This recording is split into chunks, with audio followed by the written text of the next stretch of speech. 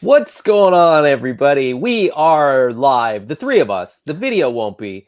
You are watching a pre-recorded episode of Monkey Business.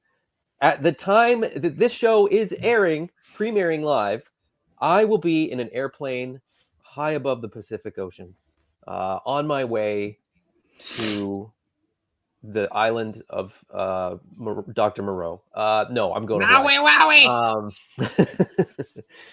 Anyways, that's what I'm up to. What are you guys up to? Brick, how's it going, buddy? It's going well, man. We are recording this shortly in between the sort of Christmas holiday and New Year's. So I'm back home, no longer traveling. I had a great time visiting family down in SoCal, Southern California, where I was born and raised. And we did the whole Disney thing, and that was super fun. You guys, I know I sent you a picture, and then I sent you a picture at night, and you're like, "You're still there?" Yeah, right. You were there. It was a marathon. 14 hours. Rope drop, 8 a.m. Till we didn't quite make it to closing. We left the park at like 11:35, 11:40. That's impressive. Yeah, so like almost 16 hours. I'd be cranky. I did the whole thing. I decided this time I want to track like our whole like walk. What'd you get, like 12 miles? That's awesome. It was like great. 20-some thousand steps. Wow. So it was awesome. Yeah, it was a great time. I had a good time. Impressive. Yeah, got to hang out with my brother this time. He doesn't usually go with us, but he kind of gave us on a tour of the latest project, and it was amazing, man. It was really, really cool. So now, had a for good time. those people that don't know, yes, where have you been? But Brick, your brother works for Disney. Yes, he is an Imagineer. He just finished his last sort of project, being a creative director on, was the Tiana project for both West Coast and East Coast. The Splash Mountain. And so it was dope. We got there. We were taking a picture in front of the sign. Cast member comes up and like, "Hey, you want me to take your picture?" Great. And then she's like, "Didn't you work on the attraction?" We were just gonna walk and wait for 75 minutes. And my brother's like, yeah, that's me. He's like, "Cool, let me walk you through." So we got to walk straight onto line, basically. Yeah, which was cool. Although part of our plan was to wait in line and kind of like see the whole thing. Yeah. So we kind of walked in and he just stopped us along, kind of took us on a tour. It was really cool. Just seeing Easter eggs, and it was dope to see what I believe is the first. Yeah, I think this is true. They're the first sort of Filipino representation, like in the queue, there are like Pinoys, because folks don't realize this, but the first Filipino American settlement was in Louisiana. So it was actually hell of us there. Oh, wow. And so they're worked into the backstory and everything. It was dope. Anyway, had a great time. Where's that in relation to New Orleans? Do you know? Yeah, it's right outside.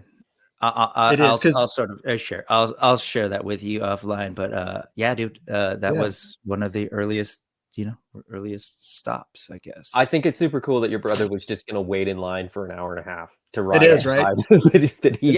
I mean, I like it. He's not a line guy either. I mean, truth be told, it's for his nephews. Like, I think he was just having a great time hanging out with them. Cool. But anyway, awesome. And just another sort of funny aside, did you enjoy It's a Small World? Yeah, good call. Good pull. My brother and I we went to Legion's Con together. We saw the unveiling of Reign of the Beasts at G-Con, which I can call the Animal Warrior wave. And awesome. We've been talking about our pre-orders or whatever. Yeah. And we were on It's a Small World, which is kind of long. And no offense, It's a Small World. It's old. It's slow. dated. And yeah. And we were on the ride placing our that's hilarious orders to make sure we get it in. So it was a cool action figure moment. My dad hates that ride so much that it's the kind of thing that he hates it so much that it actually it makes it turn from a boring type of like, let's get in the air conditioning type of thing to a hilarious, like, just aggravated, just like you want to ride it 3 times, the so annoyance and just like when the times that we've gone, he's complained about it and made fun of it on the way there, and then and then when we get off, he's like, I never want to do this thing again or whatever. Like he just like rants about it. And it just makes like you said, a dated kind of mediocre ride, like so enjoyable and fun to experience. Yeah. I mean, I like, secretly, I do love it. It is dated, but it feels very much like especially during the holidays, because they do like holiday overlay. It feels like the Christmas ornaments that I grew up with. That's what I was going to say. Plastic, right? Same art style, right? And so I actually really do enjoy the ride for what it is.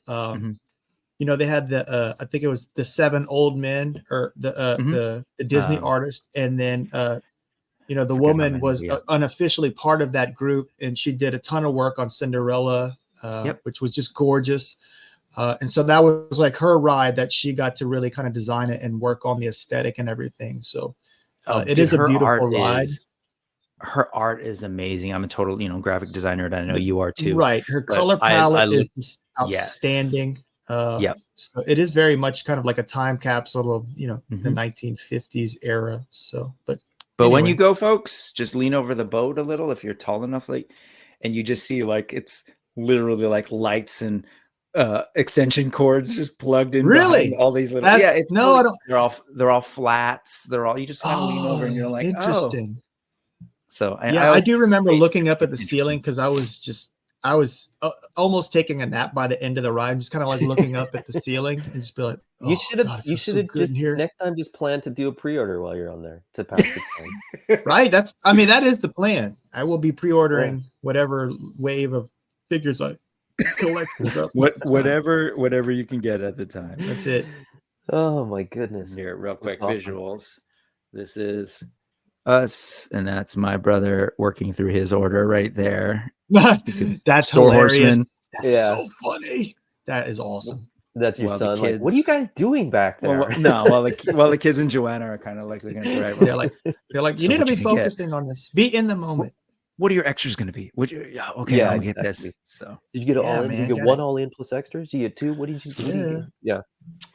Anyway. Jason, what have you been up to? How was your holiday season? It was pretty good. It was laid back. For Thanksgiving, we didn't see family or anything. We just kind of stayed in, and we had like a really kind of just lackluster Thanksgiving meal. So I told my parents, I was like, we need to actually do like, a traditional Christmas meal. So we had turkey and all the fixings and everything. Everyone was happy with their gifts, which is what I care about. Like, not necessarily, like we were talking about, being toy collectors. It's very hard to kind of shop for us. So my focus was, make sure that Elizabeth and mom and dad and Natalie all get stuff that they want and are happy. So all in all, it was good.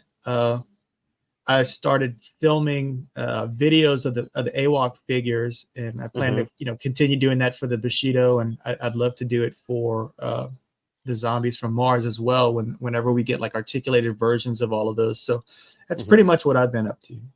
Cool.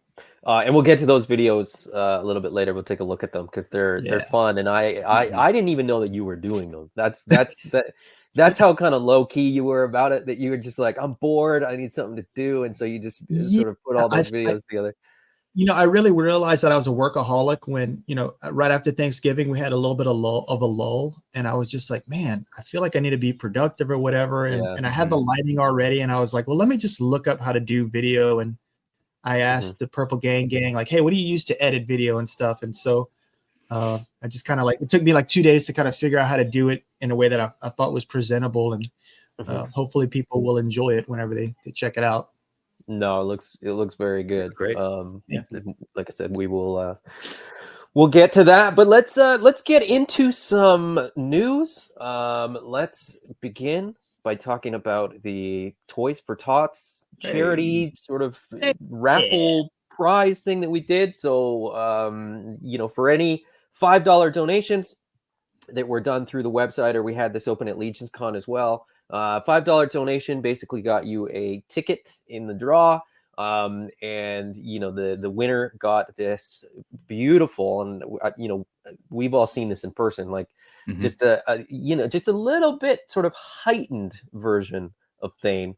So with some extra weathering, some dry brushing, he's got that custom weapon, which is, for anybody that doesn't know, the the spiked sort of mace ball on the top is from Hannibal, correct?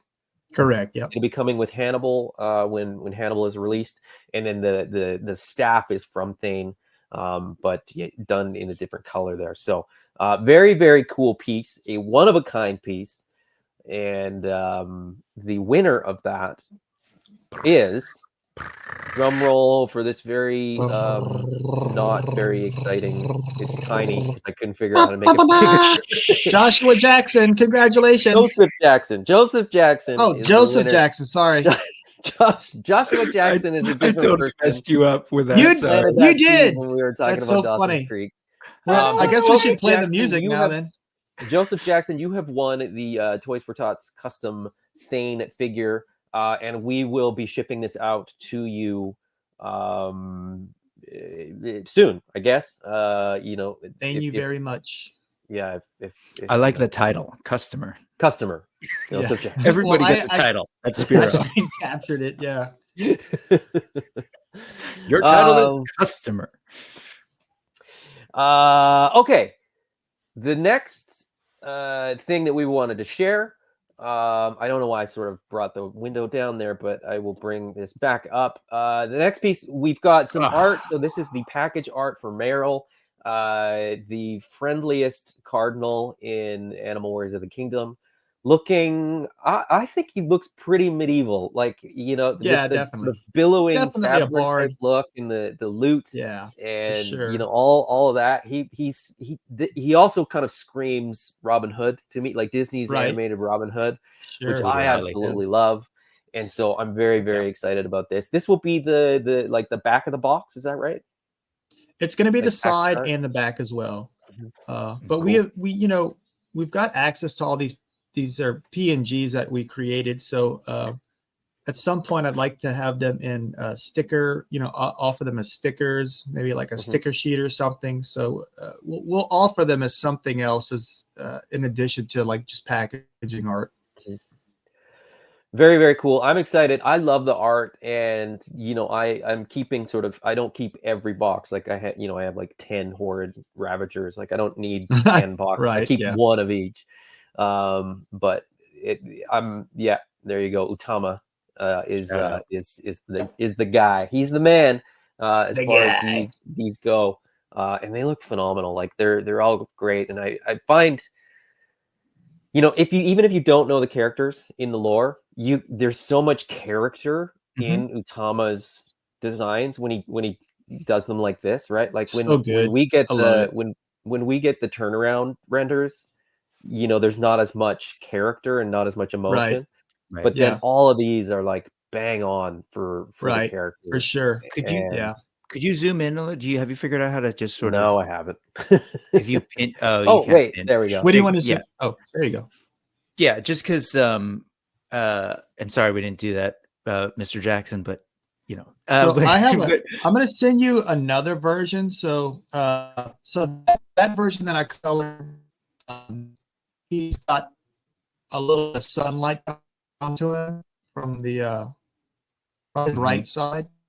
Mm-hmm. You said less. This one has less. Sending you that one actually has he's got like sunlight hitting him from his right shoulder. Yeah. Top of his right the shoulder. one you're sending doesn't have it up towards the sun. So I'm sending another one in the messenger that's not as that's got essentially no light. I see what you're saying. No light distortion, I will tell you, ambient distortion, so you can see his true color. Gotcha. It's very. This is subtle, but maybe might help. I was just gonna say I really, really like that lighting kind of on him. But to see the color and everything. But I just think it's such a cool little artistic thing. Like he's standing out in the sun. It's the left side is I love it in the shade. It's really cool. Yeah. It's funny because Adam, we were talking Disneyland, and then Adam was talking about Robin Hood. Like I hope that's, and I know it is, but I hope that's a compliment to you and Utama, just in terms of like the way you. It very much is. Cool, because the way you design. Go ahead. I was just going to say the way you've designed these characters, and then put personalities into them, I think is like classic sort of Disney Thank you. storytelling. The way it's done, it's like we learn so Yeah. much about whether it's their outfits, the type of animal, Right. the Yeah. from the figures themselves. But then when you put them into situations like this, you're not only like, hey, we want to show you the character, but we're Right, giving them a little exactly. bit of an environment and in action so that you know the character. So I think it's really cool. Man. I Right. love this stuff. For sure. You know, I think a lot of times there are people that are kind of casual into pop culture, see something like they'll see the red, you know, whenever they did the Power Ranger remake, they'll see the Red Ranger and they're like, oh, that's Iron Man. And they'll kind of say it's derivative, but, you know, there is more depth to it than that. You know, obviously we grew up loving Disney. We grew up loving Ninja Turtles, He-Man, Thundercats. And, you know, artists are inspired and, you know, want to take where their inspiration left off and kind of carry that into the next offering of creation and generational storytelling. So as far as like, you know, having those kind of callbacks to Robin Hood and other great IPs that we grew up with, I take as very much as a compliment. We're taking stuff that we love and kind of making it our own and putting our own twist on it. So yeah, I love it. The Robin Hood, the Disney Robin Hood is my definitive Robin Hood. That's like the Robin Hood that I know. I think I mentioned it a couple of times when I got chicken pox in the 2nd grade. That we had the VHS, and it was like I had a couple of movies on it. I had Sleeping Beauty, I believe. It was either Sleeping Beauty, Sleeping Beauty and Robin Hood, and I think there might have been one other one on the VHS. And I was on the couch, and I had the little. At the time, there was a big deal. Like our control had like a cord connected to the VCR, so like I could just like rewind it and stay on the sofa the whole time, you know. So yeah, I think it's fantastic. I love it. It's great. Have you? How has? I know at one point you were like, "How are we going to figure out the loot and the bow thing? How's that going?" If folks aren't familiar, there's you know, we've got it where it looks cool. Yeah. Why don't you remind folks we have to what it's print going it to out, do? test it out. So it's essentially going to open up almost like almost think of it almost like a nutcracker, you know, like or a crab claw, a crab shell cracker. So it'll have a hinge at the top, and then it'll open up, and you know it'll open up like that, so that it can become a bow essentially. So we wanted to have something where like he is an animal warrior, but you know he really is a bard at heart. So he can kind of help out and maybe provide a little bit of cover in a sticky situation. But we figured, what a fun little way to kind of sneak a weapon into that accessory set. Yeah, I think it's great. Thank you. So you all had the concept, and then you weren't 100% sure on how it was going to engineering wise. Like very work. much so. Yeah. Well, I think I showed it before. I have a doodle of it. I almost threw it away. I don't know where it's at now, but I have it somewhere saved.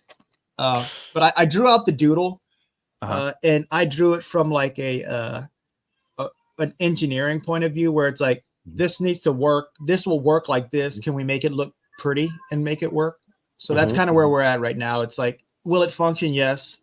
Is it like a little kind of ham-fisted and garish? Right now, yes. So like we're trying to kind of bridge that gap and make it to where it doesn't feel like I don't know if you remember the 2013 GI Joes came with these big honking, like ridiculously oversized accessories that were functional, but they just couldn't figure out how to get the technology to like have a spring-loaded mechanism work in scale with that size figure. Yeah, it's not quite that bad, but it just doesn't have the bells and whistles on it yet. So yeah, I appreciate the attention to detail when it comes to the accessories too. I think people maybe don't pay enough attention to that end of things, but there's some really great things that come with these figures, and especially in this newest wave of like newest waves of all the Kickstarter figures. It seems like you've really put a lot of time and energy into that,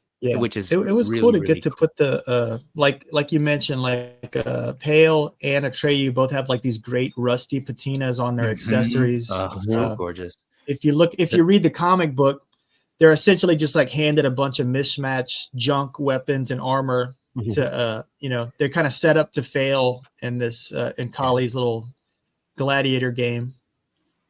Yeah, punk Kali, but yeah, the so, knives, sure. the rust on the knives are gorgeous. Right. So I thought they again, knocked it out. It was great. Thinking about this, I'm thinking about the tongue for the chameleon whose name escapes me. I'm thinking about the stuff that comes with the stuff that comes with the necromancer. God, my name's right. Scathing comes with the bendy whip, and then he's got the little.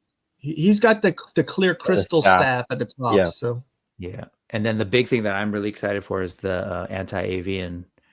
The weapon set. The jetpack. Yeah, I think that's going to be something. I hope that's something that has a lot of cross-play potential. Yes. I'd like people to put that on their Masterverse figures or whatever they want, really. But I find that for sure. Our figures are. I like to stack them up against the Masterverse figures. I wish that line was more popular. I don't know exactly how popular it is, but they've done several waves of it, and they just they seem to keep getting better. So hopefully that continues. Yeah. And then obviously, like the other 7-inch scale, like Mythic Legions and Savage Crucible, all the sword and sorcery stuff. I think it pairs well with. Yeah, I love that, man. I love that more and more toy companies are paying attention to the accessories along with the figure. Right, Classified has come up with some amazing stuff. Oh my gosh, accessories, and it's just become a part of what people are. I'm hoping pay attention to more and more. So it's for cool. sure. Yeah. Moving on from the packaging art for Merill, let's talk about the art for the line, the art book. Yeah. So this was so we offered this with the first 6-inch scale Kickstarter. And just first off, I'm sorry it's taken so long. It started off with something that was kind of straightforward, where it was just going to basically be the figures from that Kickstarter, and then we kept adding more and more content, and it kept growing in scope of what we wanted to put into the book. And then we figured out that the scale or the format wasn't right, so we had to kind of we're having to readjust that stuff. But Sergio was kind enough to help us out and help me out with that. And we're going to be offering a digital version for all the Kickstarter backers. That way they don't have to wait as long for their printed version that they are going to get as in addition. But I'll let Sergio, talk about what's going to be included in the digital version. Yeah, for sure. So yeah, I think it was as recent as Legion's Con or before Legion's Con. I was like, hey man, we're getting questions on the current Kickstarter from people from the last Kickstarter saying, hey, where's the art of book? And in talking with you and folks may not know that I have a graphic design background, and like you mentioned, you didn't mention Quark Express, you mentioned InDesign. That's how old I am. And I was like, I remember Quark, but yeah. So we remember Quark Express and then InDesign, and you're like, I don't know InDesign. I was like, oh dude, I could help you with the InDesign piece. And then the conversation went from there, and we're like, as Jason's already run down, we recognize that folks have been waiting. So the idea is, I don't know if you weren't clear on what Jason just said, literally this book, the version of the book has been laid out. So it's not so much that they haven't been working on it. Like it's been done. The challenge was there was no actual functional way of printing it, for just because times have changed. So much has moved to direct printing and all of these, that like really the best way to go is not the way that it's currently laid out. That said, that's when in talking with Jason, hey, let's do an exclusive Kickstarter ebook edition for those folks who ordered it. You will get the ebook as it is currently laid out in a beautiful sort of like landscape thing. You won't have to deal with a page thing either, because it'll be nice and big. You want the page spread and all that. So this is just showing you some of that. In addition, spoke with Jason about this. Like let's personalize it for every single Kickstarter. Again, we're talking the first set of Primal figures where this was offered. For everybody who ordered the book at that time, they will get a personal message in the book itself, you know, and sort of a digital autograph. We'll figure that out. So we'll be reaching out to all those folks who backed this, and, you know, make it a little bit special for you, for those of you, like, I think Spiro's incredibly grateful and appreciative, because you all were, and me and this guy were like the early backers and investors who said, like, we definitely want to see these larger figures. We want to see Animal Warriors of the Kingdom transformed into these larger figure format from the original. We love the character designs. And so you were like, yeah, I love it. And, you know, those of you who backed it were like, I want to see the art, the making of. So you're going to go back, you're going to see all of this stuff. I'm just sort of sharing some of the things with you that are there. And then it's great. Like, as a fan of these, I've been excited just to look at it. My first time looking at this stuff was checking it out to get a sense of what could be done to move forward. And I was just like, oh, this is amazing. That said, you're still going to get your hardcover book, but this is what we're going to do. It's going to take a little bit of time, but this first quarter, I will be sort of working on the new version of the hardcover book. You'll get this looking like real early in 2025. Your personalized digital ebook version, for those of you who backed this, will be getting it.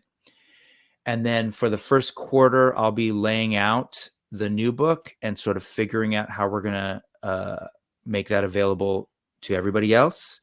You will get your hard copy of that as well if you backed it as part of what you paid for. So you'll be getting the digital ebook and then a different book. It will truly be a different book, laid out differently. There will be a new forward. Can we share that now? Yeah, I think we should. Yeah, might as well. Yeah, we could talk about it. I don't think we should show it. But... No, I won't. But a new forward by Dan Larson. And it's great. It's a cool little read of just like from a toy collector, a lifelong toy collector, kind of telling his story about coming across this new 21st century toy line. So that'll be in there. I'm sort of becoming an author, I suppose, and like putting this book together, which is really fun.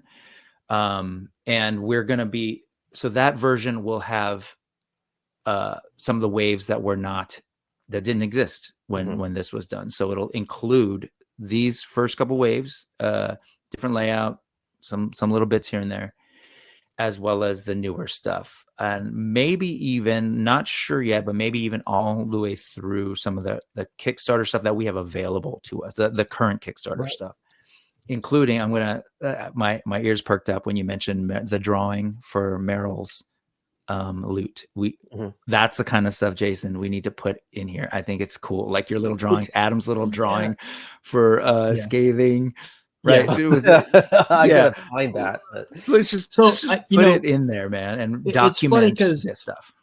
You know, you showed off the cool stuff that Utama did, which is that's Utama's work right there.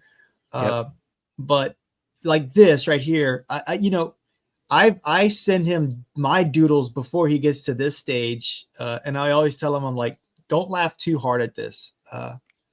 So his stuff, his doodles to me are like just ready to go. And I would actually like to do armor like that eventually, you know? Yeah. This was like the first doodle that he did for the 6-inch. And I was like, it's just too far from the source material. So, we got what the adventure the adventure armor is what he and I essentially designed with, he drew it obviously, but my input. So that's what we got from the source material that we started off with. So you still have your sketches, or should I hound Utama? I don't know. I don't know if I still have these. We did this stuff during COVID. Okay. And I can't imagine I still have like the doodles. I do have certain things. Well, I'm going to track what I can down and include that in the new version, because really like documenting, like that's my jam, of just sort of seeing the process and like, these things that we love, like how did you get from A to Z? And, and inevitably people are like, oh, I'm glad you said it, because people are like, where's that armor? It's so cool. Let's take the Lucasfilm approach to it, and like, we don't throw out ideas. At some point, it may resurface, right? Right. Archive exactly. It. Yeah. Yeah. It's so funny that it's so funny how much of this stuff Jason doesn't like share. properly like document. Yeah, like yeah. he's just like, oh, I just did a Right. thing, and Rick and I are like, that's so cool, and he's like, it's in the trash now. I don't even care. I've moved past that. It just like keeps going and going and going. And you know, like you said, like just you kind of work all the time, and so you just amass this pile of stuff. And I'm having the same conversations with Arlen about the zombie stuff. It's like, don't get rid of stuff. Take pictures as you're going. Like you might think that made me feel better, and it isn't important, but it's really cool for the people that sort of love that, you know, inside baseball look at how toys are made and how creators processes are all a little bit unique and quirky, and you know, they can be messy, and it's not perfect. You know, there's ideas that come up, like that armor where you go, it's not quite the way it needs to be, and so that design is there, but it's sort of changed and altered for the final figure. And it's interesting because you know, whenever we were doing those initial designs, I told part of the conversation was obviously, one, it's too far from the source material. We could get there at some point, but I told him, I was like, listen, the redesign for Kali was like so far from the source material, which I was actually okay with. I approved it, but I was like, listen, this is like very ornate armor. You don't want the two main, and you don't want the protagonist and the antagonist having these insanely ornate armors and outfits that you're gonna have to draw tons of times. And like, you know, by the time we were done with the first issue, he was just like, Kali's armor is so complex. And I was like, yes, yeah, I was trying to say that, but it makes an awesome toy. So, you know, that I don't want to say it governed us, you know, having the different looks for Kali throughout the book. But you know, it worked very well that he didn't have to keep drawing that armor every single issue. It does appear in several other issues afterwards, but in issue 2 he got a little bit of a break. In issue 3 he got a little bit of a break from that ornate armor,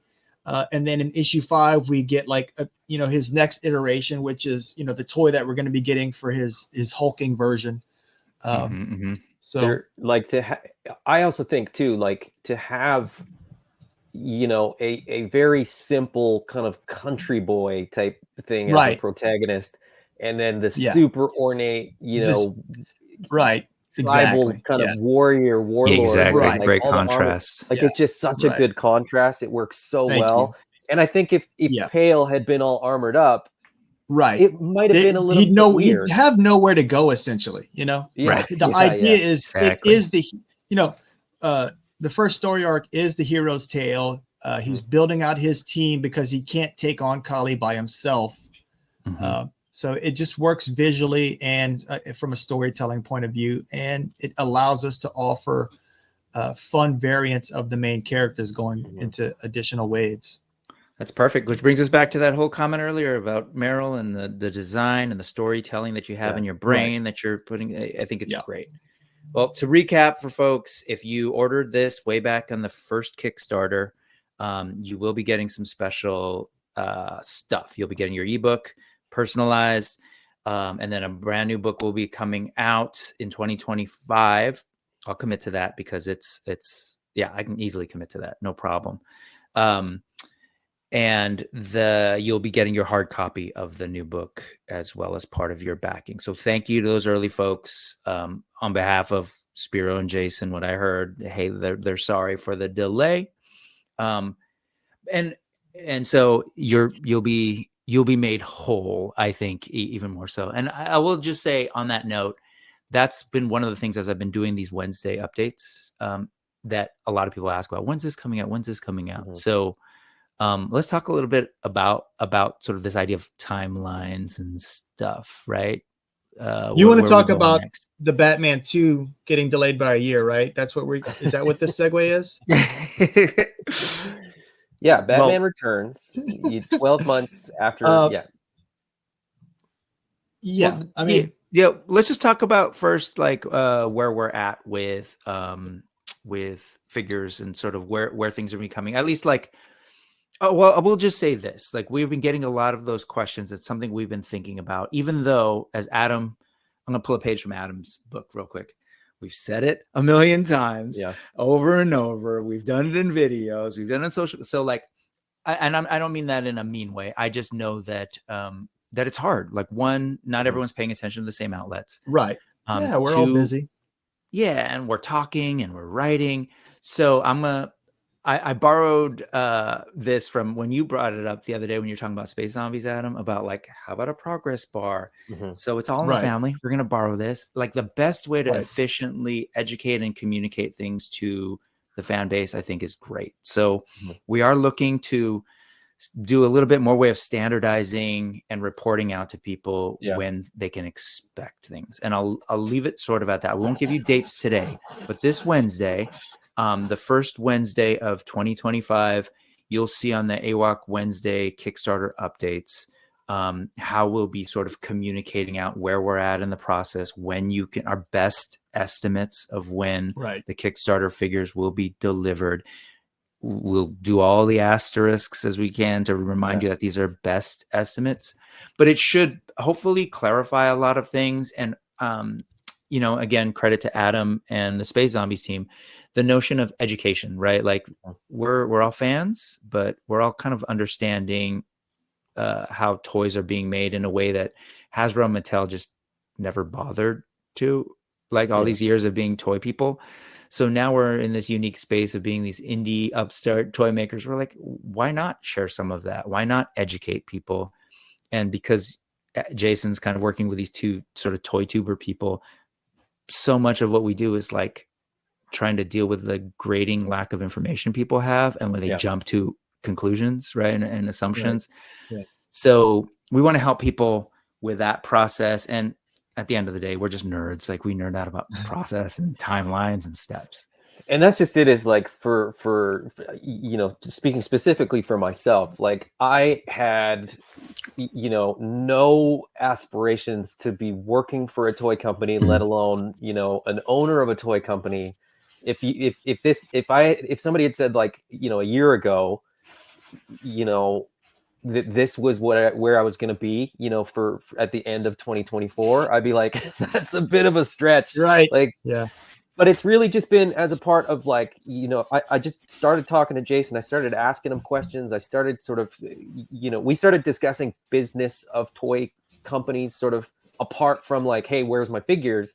It was like, hey, what step is this at? Like, how does this work? What's the mechanism here? You know, what are you doing for customer service? And then it was then it was just like, well, actually, what is that? I'm swamped. But yeah, for me, like, part of what I really love about this process of sort of getting to know how the industry works and how toys are actually made is like learning the steps and learning what causes delays and learning, you know, what milestones, you know, come in which order. And so as a result, you know, I've been sort of thinking about this whole thing. And as I said, you know, Jason and Arlen and other creators, I'm sure as well, you know, the process is the process. They don't think that hard about it because it's just there, right? It's just part of the job. Right. But for most of us that are just collectors, we don't necessarily know. So when you hear about, oh, we're about to cut molds, or we're at, you know, check model stage, or we're at, you know, test shot stage, or we're at whatever stage, it doesn't always translate to like, we're 30% of the way to the completion of the project. We're 50% of the way of the completion to the project. Right. So I thought if we have, you know, a bar graph that basically is, here's the start and here's the end. Right. It really just sort of lays it out in a visually sort of simple way. It really oversimplifies the whole process, and it's a great guide. It's a nice roadmap. But it gives people something, right? And well, you know, I was just going to say, if I could jump in just on your comment, like, it's oversimplifies a process, but when we're coming from a place where people have zero information, it actually helps clarify the process. Right. Yeah. It is a very linear process in a very simplified way. Like, there's a whole bunch of moving parts. Yeah, but it's it like really this in is iterations. sure. Yeah, there's revisions and there's changes sort of within each milestone. But you know, in terms of an infographic, you don't need to see that. You know, it's kind of, you Right. want to see like, okay, which step is it at in the process? And so I thought, you know, the easiest way to do that in a way that you can just sort of cut and paste it as it sort of progresses was just a bar, right? Because then I think I actually saw it on some loading of these bar. Kickstarters. We'll have It's to, like a loading bar. Basically, right? Like just instead of a spinning wheel, which you go, I have no idea how close I am to this being done. It's that kind bar that sort of loads up sometimes. Yeah, I kind of think of it almost as like, you know, the difference between a digital clock and an analog clock. You're like, oh, you've got 30 minutes to get to this destination. It's like you see that digital and you're like, what is that spatially? And then you look at your wristwatch and you're like, oh, okay, I can see what I actually have, how much I have to go. I will have to. Right. Yeah. Yeah. That's a great example, right? Like it you know, the visual representation is very often the easiest one to kind of like register in your brain, right? And it's easier to remember too. So I think that's, you know, for both of us, at least for old people like us. It's so awesome for you guys to be helping, like getting the information out there so that, you know, Arlen and Dan and I can do the work. You know, it has a lot of engineering stuff in it, but it's also got a lot of artistic stuff that's paired into it. And you know, kind of getting into that headspace, like professionally, you have to do the work, but it's also, you know, very helpful to not be getting interrupted by, you know, logistical questions and other stuff that, you know, kind of throws you out of that headspace. You know, if you've got a desk job, it's kind of like, oh, I have to put together this Excel sheet. And you're like kind of making progress, and then you get peppered with 2 or 3 emails in that process. And now you're like way off a track and you're trying to get back into it and try to figure out like, where did I leave off? So having this additional help is such a huge weight off of my shoulders. And I know it will be for Arlen whenever he does the zombie lines. So well, he's done the Santa line already, or the Naughty or Nice line. So he's got an idea. As far as like, you know, getting the product into production. Yep, for sure. In other timeline news, let's talk about conventions that we are going to be doing. Is end of March? Is that the first one for all of us, or have you got anything between now and then? So we were trying to get into FanCon, or I think it's Fan Expo New Orleans. The website doesn't say if the space is sold out, but you know, we applied for it and paid for the spot, and we keep, you know, kind of touching base, and they're saying, you know, there's no update yet or anything, but if that does go through, it'll be I think it'll be on the 21st. So it doesn't look like we're necessarily going to get that. So the first one we'll have, we're going to be doing the dual show. You guys will be at excuse me, you guys will be at WonderCon in is it Anaheim? In Anaheim, correct. Yeah. And then Derek Sequoia and I will be at Toylanta, which will be in northern Atlanta. Yeah. So that'll be our first convention. We are double booked, so that's real quick. So you it seems like this may not happen. You're just not sure. Yeah, I really don't think so. Right? I don't think so. I mean, I feel like they would have had to like let us know. Okay, so got it. Fair enough. So then we're double booked. We would have liked to have done it. Yeah, it was so close, but it doesn't look like we're going to be doing that one. So the first one will be our dual show. So and then after that, we will have we're going to have 3 conventions in March. So it's kind of like we're kind of kicking off the new year with a bang. So that will be at ZoloCon will be our next one. Let's see here. I'm going to look up the dates because I want to make sure that no, I got you. Don't worry about it. Okay, so our first show, Derek and I's first show, will be ZoloCon, which will be March 1st and 2nd, and then we'll do the dual show, which will be WonderCon and Toylanta. Okay, so ZoloCon, which by the way is not spelled this way at all. Sorry, ZoloCon, put you on blast. But this will be the first one, March 1st, March 2nd, in their new venue, which is cool, at the Valley Forge Casino Resort. We're very excited about it. It was at the Fuge for the last, we attended 2 of the shows. It looks very cool. It feels very kind of like almost like a party event type of deal. It's not that great for like, as far as like the vendor layout goes, because it is a circle. So it's kind of, there's not going to be there's no kind of grid system to kind of go off of there. But like I said, it is cool. We had a great time, and we know this one's going to be really, really good show. So if you're in that neighborhood, make sure you swing by and buy all your AWOK, Four Horsemen, Savage, Valaverse stuff. Yep. And whoever else is there. I gotta add one of these. Okay, so I'll do that later. Hey, don't show them your payment info on the internet. And then on the later that month, the 28th to the 30th, over on the West Coast, that's you and me, Adam. Absolutely. And then over in the South, we're gonna have who's all gonna be there? You, Derek, and Sequoia. Correct. Yeah. Jason. Yes. Handling it down on the Gas South Convention Center, Sugarloaf Parkway, Duluth, Georgia. So we'll be over in Anaheim doing this, and you'll be over there. If you're on the West, come through. This is the first West Coast? First West Coast show? Spiro? Cool. No, we actually did LA Con last year. Oh, that's right. You did LA Comic Con last year. It was a very cool convention. It's just not the type. It didn't feel like a toy collector convention. They had essentially everything you could want at a pop culture convention, but it just didn't seem toy heavily focused enough for us. So we decided WonderCon would be a good bet, and we'll have comics and the toys, of course, will be there as well. So.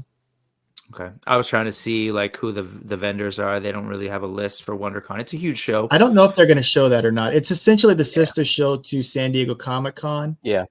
So I'm sure they're going to have a bunch of great stuff there. Okay. Well, so then what's after that? I have no idea. I hope Adam knows. Are you doing Joe Lanta in the summer? You are, correct? We are doing Joe Lanta. We're going to be we do Joe Lanta every year. Such a great show. Super excited about that. Dates coming there will be an exclusive figure available for Joe Lanta as well.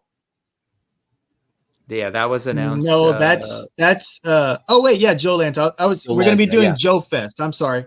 So we're going to be doing Joe Lanta next, Joe Fest. I'm sorry, I was not prepared for this. No, you're good. Are we booked for Legions Con again next year? We are booked for Legions Con. We'll be doing Legions Con. And then there's probably going to be a bunch more, peppered in there too. But yeah, we looked. Yeah, there's a bunch of other stuff. We're going to be trying to do Galaxy Con, I believe. We were looking at MegaCon, or is it MegaCon in Orlando? There is a fan expo in Canada that I would like to do. But we have to get my passport's like 20 years old, so I really need to get a new passport. I think I mean, there's probably other countries where it's true, but there's so many more Americans that don't have passports, and it just boggles my mind. Like, it seems like you guys have so much diversity within the sort of geography of your country. The country's why so would big. you need to have a passport? Well, that's what it is. The country's so big, and then we've got so many territories that you don't necessarily, you don't need one for Puerto Rico. So the Bahamas has areas that the Virgin Islands and all that stuff. And then there's the fact that I think a lot of Americans are kind of hesitant to travel abroad because they're worried they're not going to have, all the amenities that they expect, Anyway, that doesn't matter. that's just my thoughts. I don't know if that's accurate or not, but well, it sounds like it's funny. I mean, I've traveled so much, and it's just I don't know anybody that doesn't have a passport, but that's apart from American friends of mine. So it's no, it's very. So we got to get you sorted for a passport, and then Fan Expo, which is in Toronto, is a possibility. Is that and if it East doesn't Coast? happen this year, it may. Yes, yeah. If it doesn't happen this year, it's it's just sort of a when, not an if. I think. Right. Exactly. So it might be the following year, but Yes, for sure. If you're Canadian and hoping to see some representation in Canada, we're working on it. I'm looking at a couple things too, so that's definitely. Cool. Mm-hmm. In non-Animal Warriors of the Kingdom timeline, do we have any updates on Bushido? We're still working on it. Obviously, I just finished up the Oni figure, so we need to get some photos taken of that. I'm leaning towards opening the pre-orders in the summer, so I'm looking at May right now, and we'll offer that on the website for maybe a little bit more than a month at a discounted price. We'll have discounted prices on each SKU, an all-in offering. And then once that pre-order period closes, there'll continue to be pre-order options, but they'll essentially be like the same price as Big Bad Toy Store and other outlets that are going to be carrying the items or the toy line. Pre-order launch will be a discounted rate, and then standard pre-order pricing will be MSRP. Right. Yeah, it'll end after a certain amount of time. Yeah. Okay. And we are going to have an all-in bundle. The plan is to have an all-in bundle. It's a small wave. It's 3 figures. Right. So the all-in bundle will be three figures, and then maybe a couple little extras. The extras haven't been confirmed 100% yet, but we will sort of update everybody very, very soon on what that will potentially look like. And very, very excited about Bushido, and I know a lot of people are. And I know that we've been really trying to get that pre-order going. I know it hasn't been finding us dragging our feet. It's been like getting to the point where we're 100% ready to sort of do the pre-order. And so just to clarify, the pre-order bundle or the sort of all-in thing will be only direct through Spiro, correct? Correct. Yeah. Gotcha. Cool. Very cool. And then anything else? That's more or less everything that we had sort of on our list. That's everything cover. Spiro. We've got the Spiro fam between Arlen and yourself. You guys have a little bit of a venture going on, right? We do. We absolutely do. So for anybody that's not been paying attention, Arlen, who has been sculpting for Animal Warriors of the Kingdom, among many other things. It's crazy. Also, my feed has just been, oh look, that's an Arlen thing. Oh, that's yeah. Well, and that's the thing. Again, like if people aren't following Arlen and aren't following Dan, who are the 2 main sculptors for Animal Warriors of the Kingdom, you're doing yourself a disservice, because like these guys are both very, very prolific, and a lot of your figures, you probably don't know that those guys sculpted them, because they do a lot of Marvel Legends stuff, classified stuff. Other Hasbro stuff, other stuff for other brands as well. And even stuff that's like, there's lots of brands that don't credit the sculptors and sort of don't allow the sculptors to sort of put the work out there.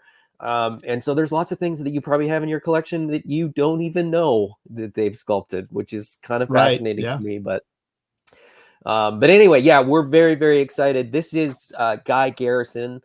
This is one of the Kickstarter launch figures.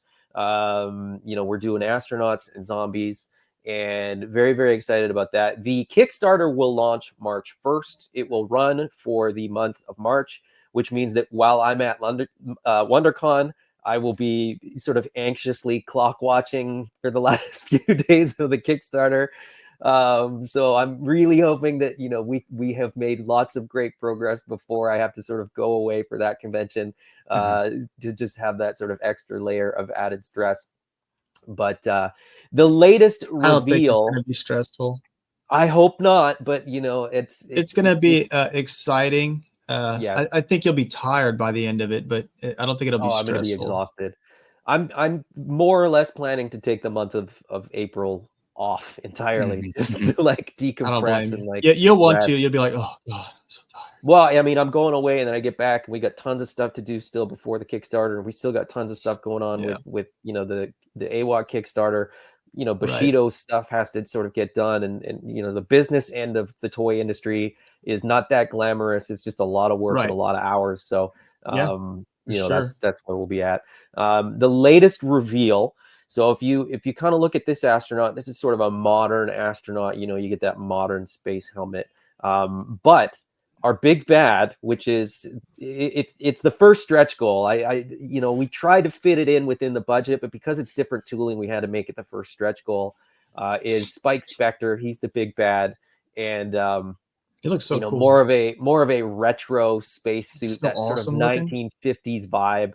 The jetpack style, the fishbowl helmet. His pistol is very much I like that. That's cool. Space man pistol. Right. Super excited about this ray stuff. gun. Helmet's awesome, dude. You get the ray gun, you get the helmet, you get his kind of demon mask. You stay tuned for more lore on sort of where that comes from and stuff like that, which I awesome. Admittedly very, very excited about sharing with everybody, all in due time. And you get these sort of blacked out things. So we've got more stuff potentially to pack in with the figures. They essentially represent stretch goals. So as we sort of clear financial goals, it frees up a little bit more money to bag of beef jerky. And we are not doing an art book, so you don't have to worry about that. We're doing a pretty simple offering of figures, comic book, and a 12-inch vinyl LP, because who doesn't want that with their toy line, right? That's freaking cool. So there's like a soundtrack that goes with this, and it's super cool and super fun. And for the Kickstarter, we're going to have sort of an exclusive pressing that's either going to be marbled or translucent or like something super fun for the actual vinyl. So stay tuned for more on that. But yeah, we're very, very excited to have that going on, too. So, that's great, man. Keeping it all in the family. Jason is painting the paint masters for the astronauts. That is he true. Sent me an update pic yesterday. So there's a lot of inbreeding in these toy lines where there's everybody knows each other well enough that we bounce ideas off each other, and like everybody's seen everybody's work. I'm doing all the pretty cool, all the little symbol decos too.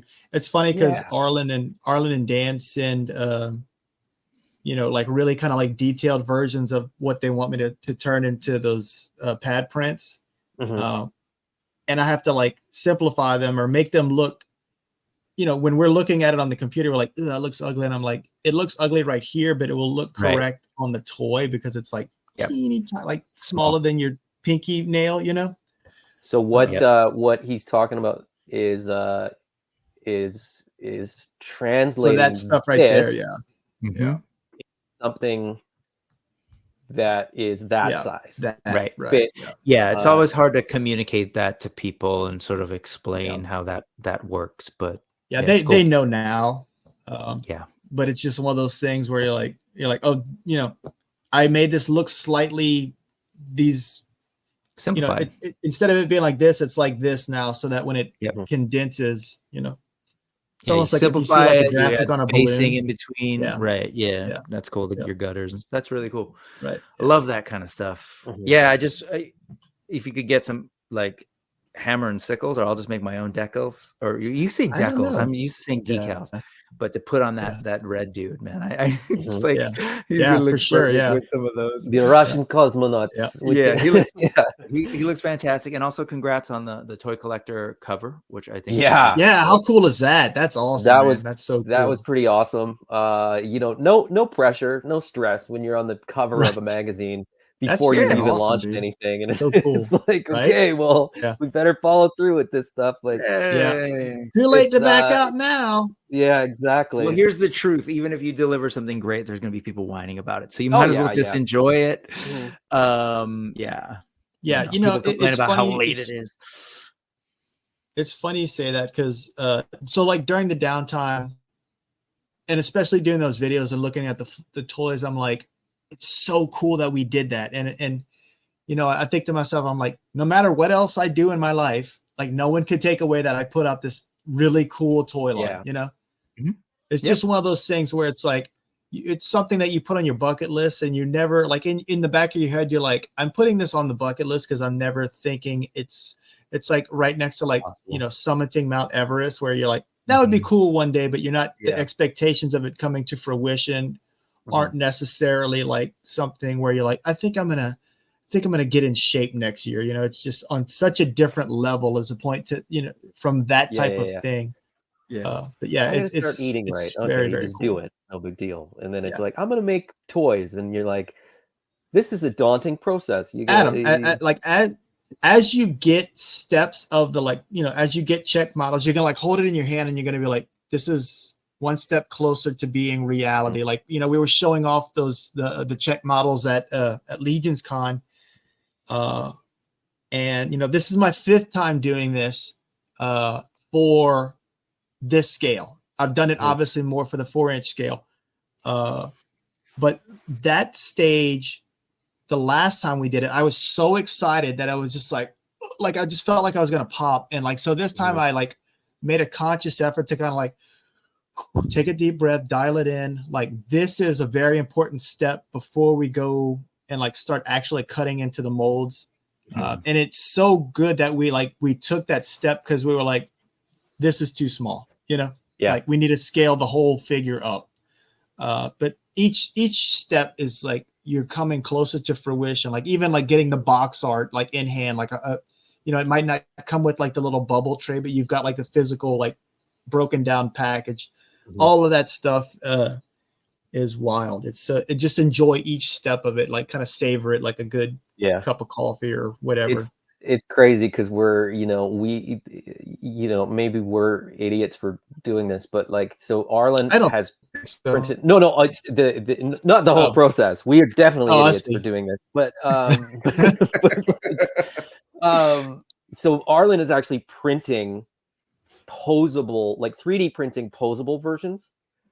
But our goal, and we're looking into the costs associated with this right now, because we're willing to put, you know, a little bit of money in, you know, put our money where our mouths are, telling everybody how great these are.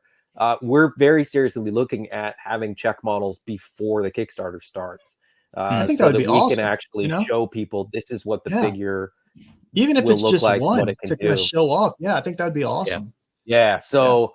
And, you know, Jason, you would know this, like, if you're at the check model stage, like, that's a decent amount of the way sort of to production. So that's, again, you know, in the timeline, we'll be able to show people, you know, here's where we are, and sort of give people an idea of sort of how it all works and all that kind of stuff. So it's cool. Very, very excited. And as I said, you know, I've had a couple of the paint masters in hand, and I've had some 3D printed stuff that's been posed. But I'm very, very, Arlen's already printing this stuff, and he's printing one for me as well. He's got one for himself that he hasn't put together yet. But then, you know, he's going to print one for me, and then I'll have like a functional action figure. Yeah, it's going to be so cool. Even though it's just 3D printed, but it's still, like you said, it's going to be cool. The steps are just so cool. And to be able to like have it on camera and move it around and stuff. Yeah. Like, exactly. Oh yeah, so, absolutely. Very, very cool. Having been in bands and done vinyl, let me throw, because you're doing that piece, let me throw this out there. You probably already thought about it, but transparent or translucent green vinyl with drops of red to get that thing, and a matching transparent translucent green figure. Oh yeah, that sounds awesome.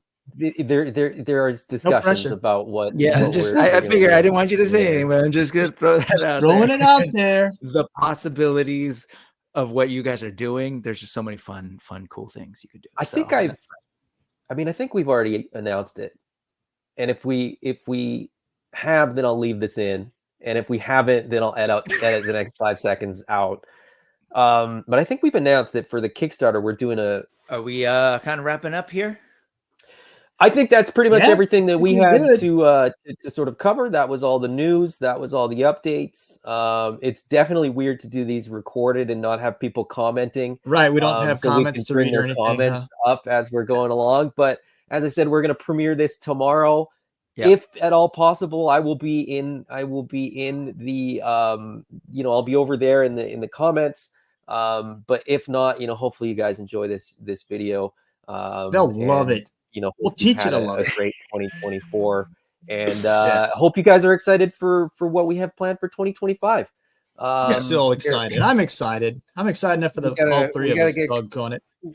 Adam and I got to get going. We got to get back to the Nostromo. We got to get back to there you space go. trucking. Nice.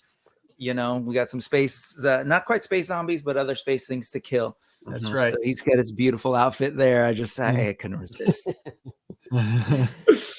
Well, you nerds.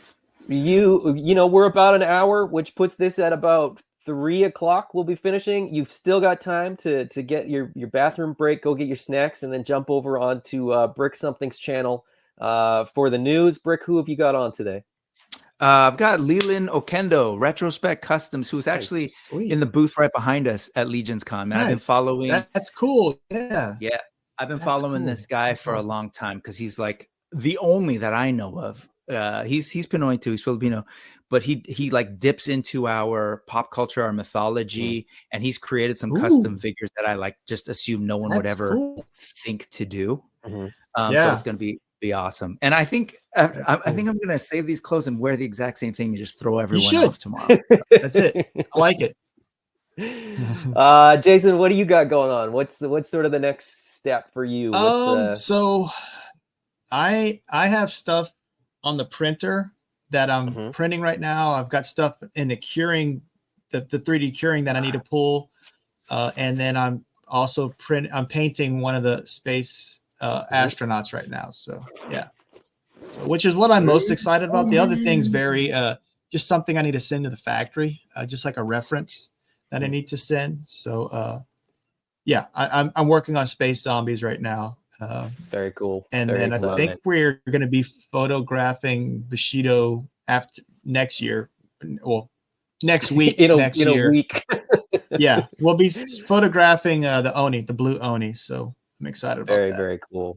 I love making that joke of I'll do it next year. Meaning, I totally didn't mean to do it, and then I just had to go with it. So. All right. See you next year. Y'all have a happy new year. Thank you guys all for joining us. It's always fun to do this. And if you have any other questions, reach out to us, whether it's on YouTube, whether it's on Instagram, whether you're sending an email to help@spirotoys.com. We're here to help and we're happy to communicate. But until next year, bye-bye. Bye.